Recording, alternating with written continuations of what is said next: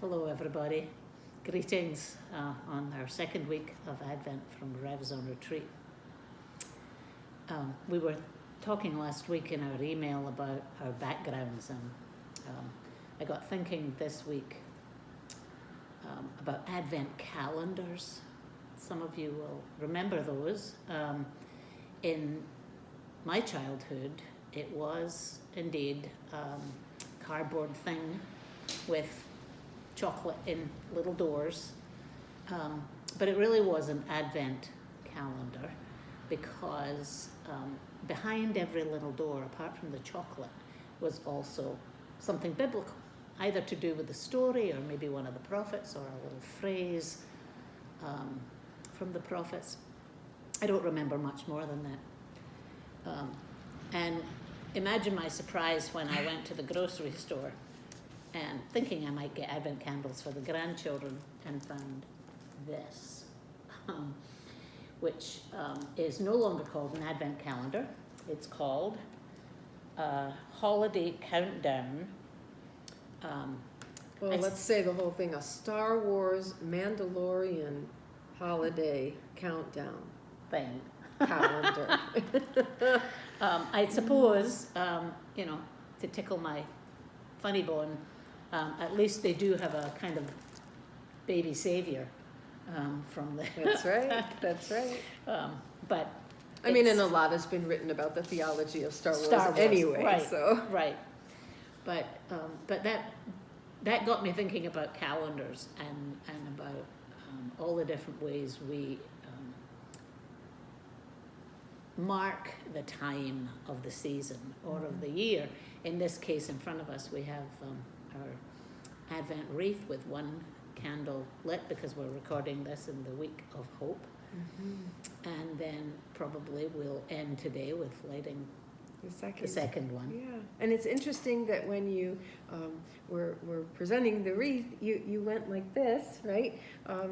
The thing that really struck me this week and what I've been thinking about as far as Advent is the way that we mark time. Of course, Advent is a time of waiting. Waiting could be considered a linear thing where we start on, the first, depending on the calendar, or the first Sunday of Advent, if you're talking about the Christian calendar. And you go forward until you reach Christmas. That's a linear concept, right? But it's part of something much bigger. It's part of something bigger, and the bigger thing is not a linear thing. It's not like the calendar you put on your wall where every month move to the next month and you go through in a line and then you're done with it.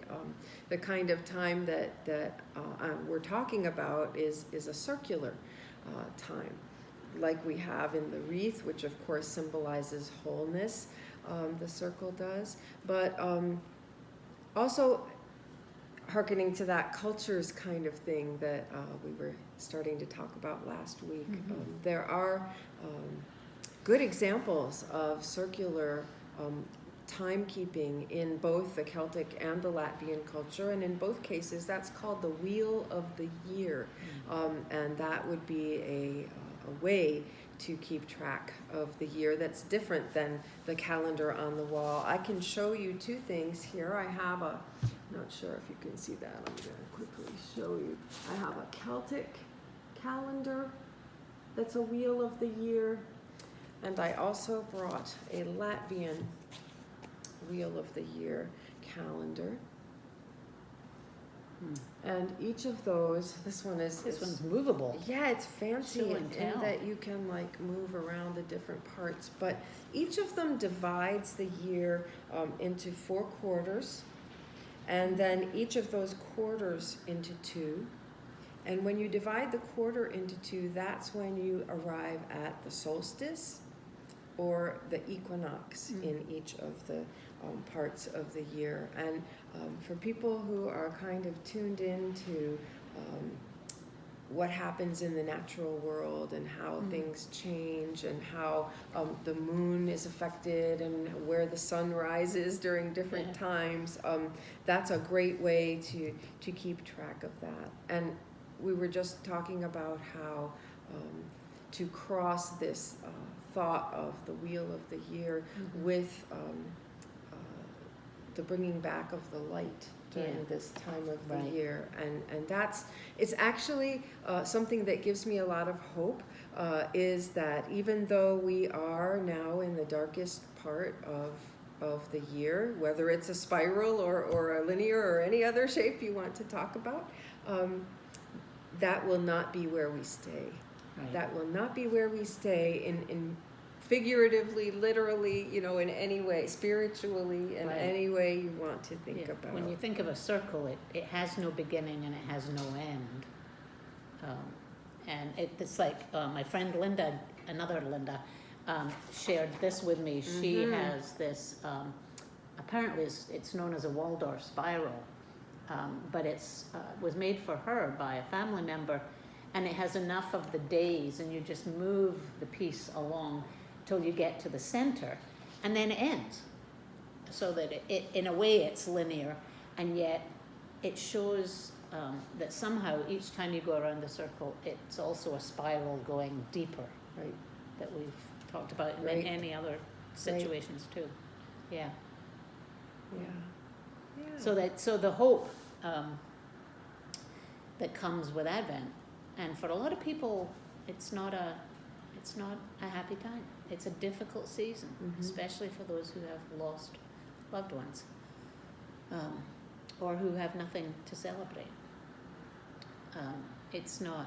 So it is a hope that when you get to the end, there's a new beginning. And when we talk about that light, close to Christmas is when we get the longest night, the shortest day. But right after that, the light increases. Every day a little bit, not all at once. Not all at once. It takes a long time. Little bit. It's going to take all the way until the third week of June, until that is reversed. Yeah. And we have the longest day and the shortest night. And then again, we go down the other side of the circle, again and again. Yeah. So whatever you've got that's helping you track your way through to Christmas and beyond, whatever your family traditions are, I hope you find ways to make them really meaningful, so that they're not just, why do we always do it this way? But maybe there's a meaning, maybe there's a history that you don't know about your Advent wreath, or your decorating style, or whatever. Right. I mean, it's very easy to look up some basic things like that with all the resources on the internet. If you know what your cultural heritage is, then I encourage you to look into that. Even if it's not something that was a part of your actual holiday time, you can reclaim those things as yours if they're a part of your history. Yeah. It's a way of deepening traditions and like that deepening of the spiral. Each time around, Advent means something different to me. Each time around, Lent means something different to me. Each time around, I go deeper. And it's a way to claim some of your own heritage that I didn't even have growing up. But that I've discovered in adulthood. So as we light the next candle, which will be the candle of peace, we pray that